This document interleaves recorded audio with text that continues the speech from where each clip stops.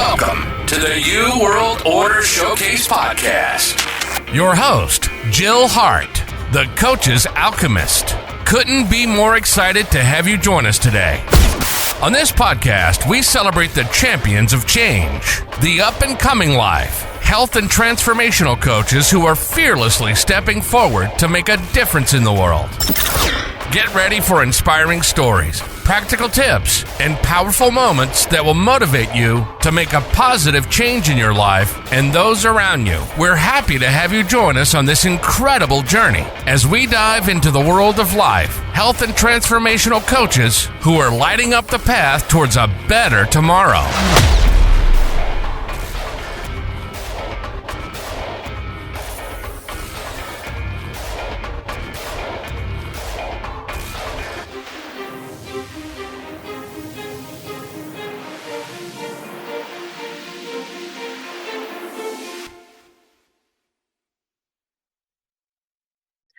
Welcome, Dr. Nelson. So nice to have you on the show. Tell us a little bit about how you got started, why you're doing what you're doing.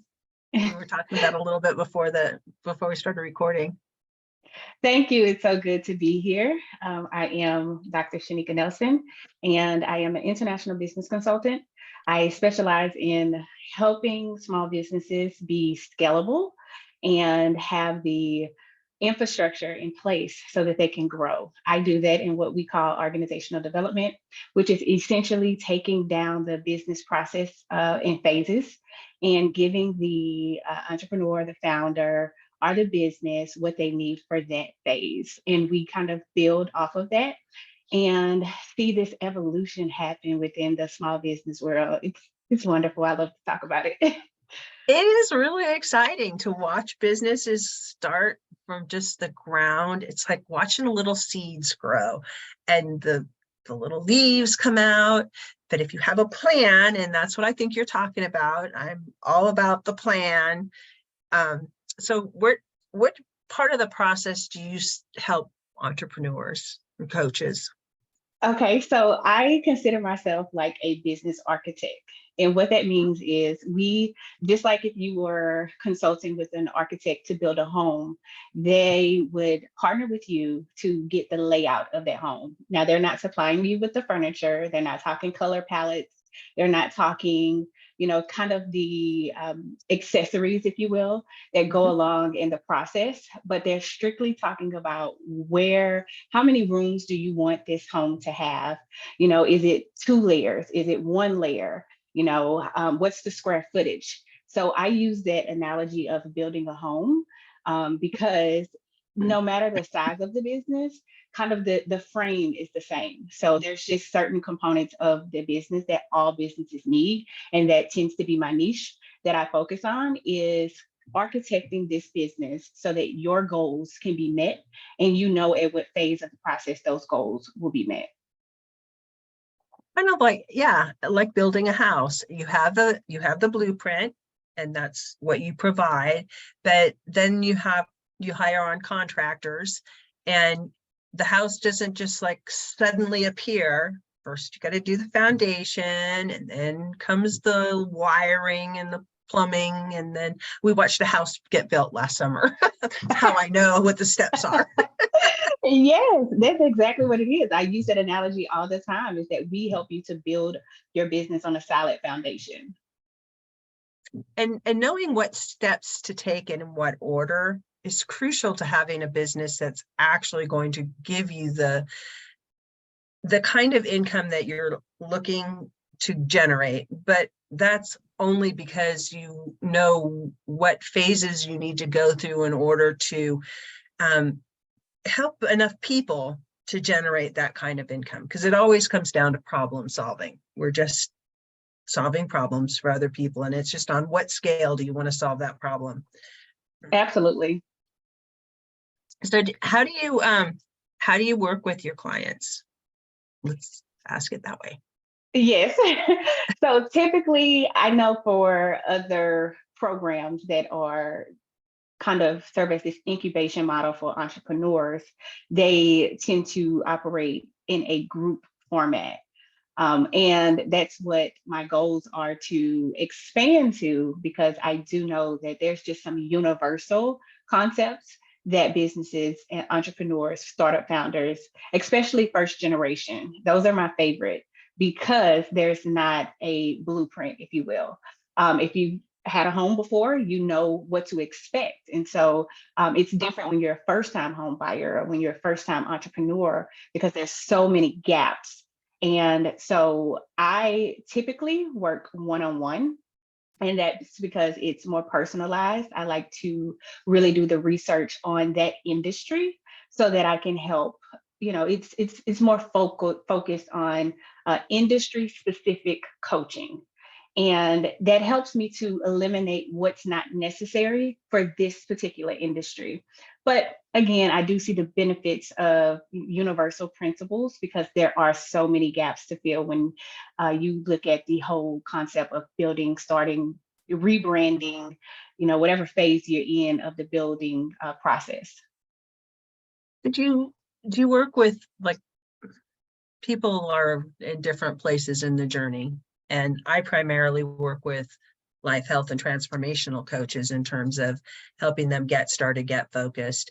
But they all have different places where they are in the process of building their business. And I love that you're doing the foundational work, but do you focus primarily on like the entry level people coming in? They know that they have their certification for teaching whatever they're going to teach, or coaching people however they're going to coach them.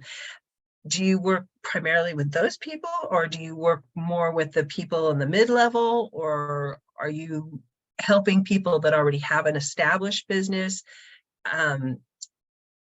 fix it so that it's scalable? Because a lot of people start out down here, and then when they get to the mid-level, they're like, oh crap, I should have had like 47 different things in place before I got here, because now my plate is so full that I don't even have time to think about bringing other on a team, and then all of the things that are involved with a team. So absolutely. So in a perfect world, I would love to take you at the startup level, but I've seen when you are at the startup level, there's so many people, so much information. We live in the information age where people go and they try to do some of these minor tasks just because it's common knowledge. I mean, if you go do a quick Google search, I'm pretty sure you're going to find out, all type of checklists, all type of things. So in a perfect world, I would love to start there. And that way I can really guide on some of the next steps and next phases. And so we kind of grow together. So most of all of my clients, we grow together. And when there is a pitfall or an issue, I do have where we do risk management, where we look at what actually led, because sometimes the issues that we face in business, they're symptoms. They're not necessarily the root to why this happened. And so I'm better able to navigate that if we've worked through the phases together. But if not, we just sometimes, just like with the home, you have to remodel. And so I do work with emerging entrepreneurs. Hopefully they're not scrapers. Listen, I do a lot of real estate has kind of just been a part of my life. My husband he has done real estate. My stepfather was in real estate. So a lot of the terms that I use is going to be related to building a home. That's kind of where a lot of my business development started, even as a kid, just seeing these different layers of this process. Mine gets it going, and you build on them along the way, whether it's your education or your relationships, your experiences, you build along the way. And so, yeah. Yeah, you do. I kind of feel the same way. I have real estate experience also. I was a realtor back in the 80s. No, it was the 90s in California. Uh-oh. That's a whole different market. Yeah, there's real estate in the rest of the nation, and then real estate in California. Yeah. Two totally different worlds. Yeah, for sure. That's how it works. we moved to Idaho, and things here, I've bought and sold tons of houses in my life, and it's just like, it's such a fun process to go through. And I like your analogy, because building businesses is just like building houses and remodeling them. And, they all have their quirks. Even new houses have quirks, but especially the older ones that have been added onto. So they started with these little tiny homes, kind of like, coaching businesses. And then things get added on, Exactly. and the add-ons are kind of important, because when you're adding on with a business, some pieces really, like some homes, you see the add-ons and you're like, I wonder what made them decide to do that. Sometimes, Absolutely. Sometimes it's like out of place. right. And the homeowner's like, well, it made perfectly good sense to me at the time. And business owners are the same way. It's like, well, I needed that piece. But the question is it serving you now still?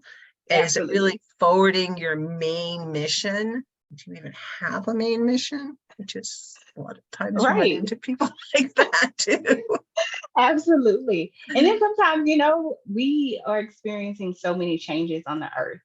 So it could have been a good idea when you thought about it, but the times have changed. You might notice that your property, it's settling in, like, so you start to see different cracks and like, hey, maybe this wasn't a good idea to build in this direction. Maybe we should have went back instead of going to the left or to the right, or adding that room there. Or maybe we need to tear down a wall. Maybe you want to update and add a different fireplace, which comes with a different amount of knowledge, because it's depending on if it's gas or electric.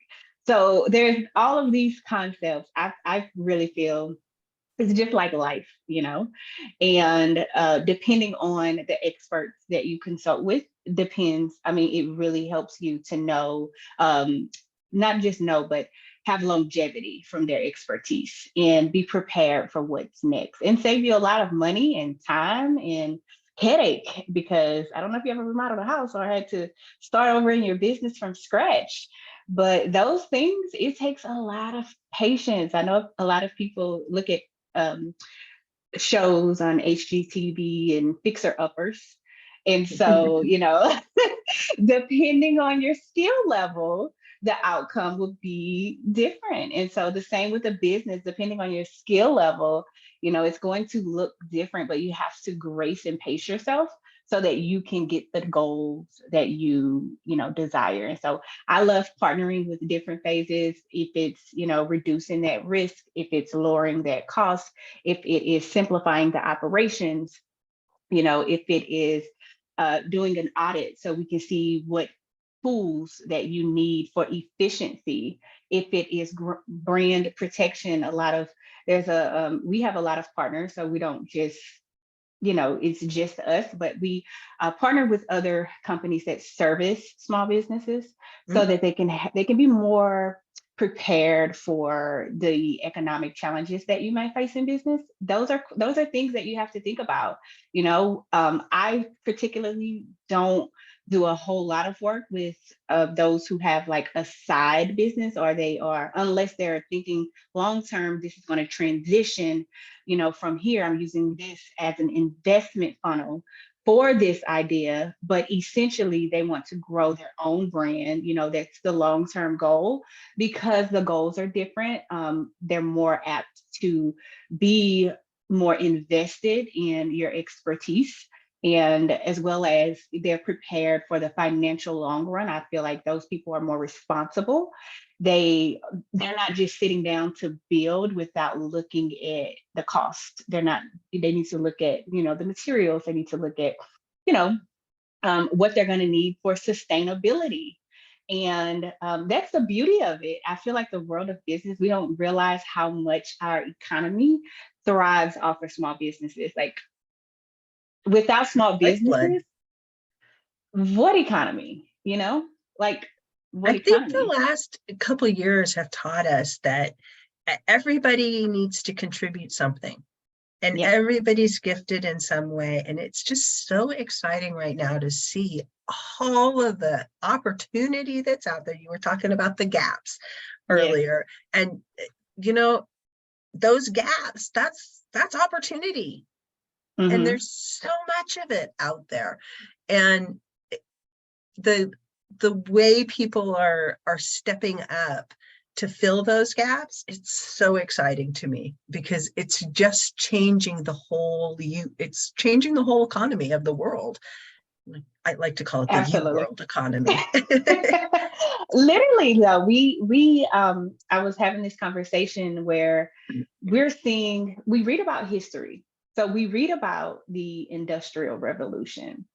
Depending on the information that you get, right? Like you will either focus on the economic boom, or you will focus on the economic calamity, because both of those things coexisted during that era. A Right, lot of right. what we're seeing is a result of how innovative they were during that era. We have an opportunity right now to innovate. For consultants, I mentioned to you, just looking at the projection, and it's projected to be like a $69 billion industry. For us who are working with businesses, this is oh man, it's opportunity for us to get in the game and help to fill any one of those gaps, because there's so many. 9 billion people in the world. You only need to help a few. Yeah. And you make a big difference in individuals stepping up and doing something, what they're gifted at, a problem you've solved, that you can share the solution with other people. That's just like, that's how we got electricity and light bulbs and Exactly. all the things. There was a problem that needed solving, and somebody thought, hey, I've got an idea. And, several people get ideas and they start down the path, and sometimes the ideas morph and change, and other people will come along and say, oh yeah, take the baton from here and we'll run with it. And it's just like, it's just, I can't explain how excited I am to be living during this time. It's just like, there are times in human history that are really, really significant. And I think we're living in one of them right now. Literally, we are. I had this conversation with one of my mentors. So we were talking about how many people from different generations would say we don't need to reinvent the wheel. I agree. There's some wheels that we don't need to invent. We just need to modify, right? Mm-hmm. But then there's certain things that didn't exist when that wheel was invented. And so you need to reinvent the wheel for those reasons. We are living in different times, and some of the issues that we're seeing now were not issues, or they were not prevalent during a different era. One, there's a lot of talk about work-life balance. Me, that's my specialty. I love to talk about work-life balance. I did a lot of my research on work-life balance. Why? Because generationally, we've gotten to have a lot of options in our economy, and there's a lot of tools. And so you need to balance those things, whereas previous generations, they may have balanced their work or their form, but they were at home already. So this was on their land. They used their skills out of their homes. This was before hospitals. This was before doctors had to leave their home. They primarily worked at home. Lawyers worked at home. Like, they traveled to communicate with their clients, but their base was their home. Well, fast forward now, we're having to recalibrate to this same idea, but we have different tools. We have technology. So it makes it more accommodating for us to work from home. Well, there's a balance. There's some of the skills that we had, communication, some other time management. It was different then. Boundaries. We're talking about now, right? We need boundaries learn those now, because boundaries. it's so easy to just work all the time. I mean, there are some of us that are like, we'll get up in the morning and we might not even get out of our pajamas and we're already starting to work on our stuff. And Absolutely. and then the whole day goes by and it's suddenly 6 o'clock at night and you haven't done anything for yourself or the things that you would normally do in the course of a day. Or on the other side, there's people that are working from home, but they've got small children around, or families, or obligations with parents that they're watching after. And it's how to incorporate getting all of the pieces done that you need to do to move your business forward and still have a life and say, okay, these are the times I'm working, but I am going to schedule some time in there for me to take a break. When you're in an office, you just take a break. Absolutely. And you have, coworkers that's talking to you. Well, in my home, my kids, my husband, we're coworkers. So we have this relationship where we know one another's boundaries, and I'm teaching them that at a young age, how to say, I need a boundary. Hey, can you knock on my door at this time? I'm working on math, at this time. I'm doing my homework at this time. And it teach how to communicate more effectively, opposed to just being so overwhelmed that, something comes out from frustration and we don't know that, hey, the reason the response was this way is because there's a lack of boundaries that were not communicated. And so even in business though, like you have to consider that you need boundaries for the phase that you're in. Sometimes I think as humans, our minds, we're here and in the future at the same time, and then nothing gets accomplished. But if we can outsource, meaning hire those experts that are skilled for whatever level we're in, it really helps to enhance your own life. Not, you look at it from a financial perspective, but really it is beneficial, it's advantageous for you to take advantage of the experts so that you can get the time and the freedom and the balance that you desire. I think that goes back to what you're doing in terms of helping people have a blueprint. A blueprint is so important when you're starting a business. You need to have an idea of where you want to end up, what you want it to look like, what you want your business to look like, and really think about it. Otherwise, you end up just, building a little bit over here and building a little bit over there and building a little bit over there and hoping that you're going to have this beautiful palace. But it almost never happens without a plan. Absolutely. You can't get funding from the bank without a plan. So same thing for your business, like how you have to think bigger in the context of where you are and where you want to grow to be. And so for us, that's what we do. We help to build out this plan, and now we plug in the pieces so that you can you can experience this operational excellence. That's how I define it, operational excellence. And you cannot monetize if you're not organized. So organizational development to me, in the work that I'm doing is essentially like the foundational benefit that you get from an expert to help you build on a solid foundation. Not saying that the weather isn't going to happen and you experience an earthquake or, a tornado or a hurricane or a snowstorm that sever the pipes. Those things happen. Those are common things.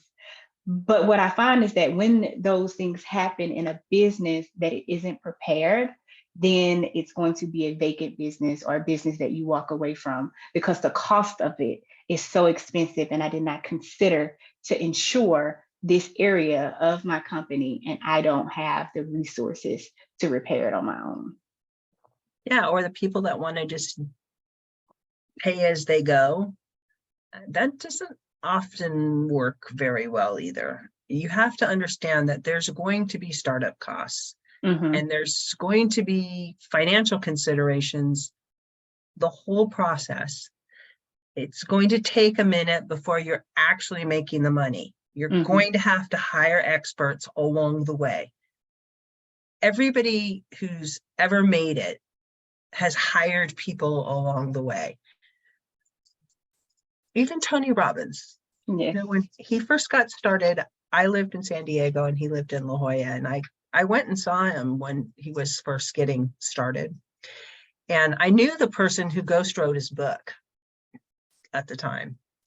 And there were some conversations about it, but it was interesting that even he was so broke in the beginning. He's very wealthy now, but he wasn't always really wealthy. Everybody starts at the beginning. We all start at the bottom. Like we all start there. Her name is Issa, and she's a filmmaker turned producer turned actress, But one of the things that stood out to me in listening to her story, I love to look at people who started from humble beginnings and watch their life unfold. And one of the things that she said is she looked across and she looked around. So she didn't try to get people to help her. That was on a different level. She looked at those people who she could benefit from, who had a skill, and they partnered together.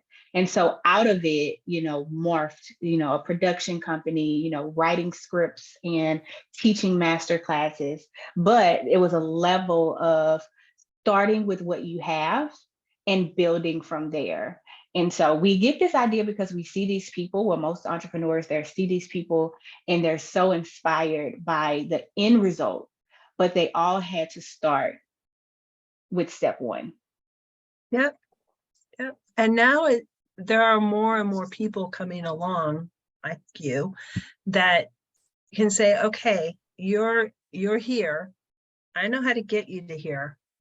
If that's where you want to go, let's sit down and just walk through the steps. Yeah. It's a beautiful thing. It really is. It's awesome. And I personally, I love to partner with other consultants because there's so much ground to cover and there's so much opportunity in this work that we get to do. We get to do this work. This work that we get to do is so beautiful. It is. And, really in my worldview, it's just all about helping each other. And there's plenty to go around. There's so much work that needs to be done that the more people that will just lock arms and we can just all help, keep going. And the world is going to end up being just this phenomenal place where people are helping each other, and the abundance is amazing because when production happens, abundance is the result. Planting seeds and harvesting the harvest. Yeah. And you never plant in the same season that you reap. Exactly. So just get out there and throw the seeds out. Absolutely. And recognize that they're not going to all fall on good soil. Yeah. But you cannot pay attention to that. So you have to keep going. You have to keep Sometimes planting. They pop up in places that you don't expect them. Like the lettuce that grows in our grass. Honey, don't mow here. It's my lettuce patch. Yes. It's fun. So what's the one main thing that you want people to take away from our conversation today? It's okay not to know every step, but you have help. We live in a beautiful time where there's so many people who are knowledgeable, who are educated to help you. And don't be shy with needing help. Reach out to the experts and it'll save you a lot of time, energy, and wasted money. The wasted money thing, I don't know how many people have said, oh, I can't afford that. It's like, how can you not afford that? Are you building a business? There's just some things that you have to afford if you're going to be in business. There's some what do you call it? There are just had a brain freeze. But there is a concept that my husband was just telling me about. I can't remember the first thing I was going to say, but he calculated how much money we would spend on the weekends for our pleasures. So eating out, right? Mhm. And after he finished calculating, he was like, do you know we spend, this amount of money eating out each week? And I'm like, you did that times 12? And he's like, yeah, this is like $12,000 a year. And so I think that people have to recognize that it's not that you can't afford it. You need to reallocate from something that you are spending your resources on. And sometimes it's a sacrifice, maybe your coffee, we all like to be on the go because we are busy people, but reallocating is not saying that you will never have this. It's, I will sacrifice this right now to put it towards something that will compound or help me in the future. Yeah, and that is a big concept that it's really important for people to grasp. The delayed gratification or the transfer of resources to something that's important for you now that will further you later, and learning to, there's fun in sacrifice. I know it doesn't sound like it should be, but sometimes when you're not doing something so you could do something else, there's a feeling that you get that is just so empowering. It's like, I'm doing this, it's happening, and I made it happen. I chose to say no to this so I could say yes to this. Yes, absolutely. It strengthens your muscles for sure. Yeah. And sometimes we just need that. Yeah. Because at the end of the day, it's the decisions we make along the way that really shape our lives and who we become and how we end up helping and contributing to the world. Absolutely. So how can people get in touch with you? Yes, you can visit my website, www.SOPH Consulting, that's SOPH spelled SOPH consulting.com. You can also email me at Dr. Shenica at sophconsultingllc.com. Perfect. Thanks so much for being on our show today. Thank you for having me. Thank you so much for tuning in to another empowering episode of the You World Order Showcase podcast. We hope you've enjoyed hearing from our incredible life, health, and transformational coaches who are making a profound impact on the world. Remember, change begins with you, and you have the power to transform your life and the lives of others. If you want to take that next step and unlock your true potential, visit thecoachesalchemist.com, where you can find the 3 ways we can help you for free to spin your talent into gold with clarity, a system, and a plan.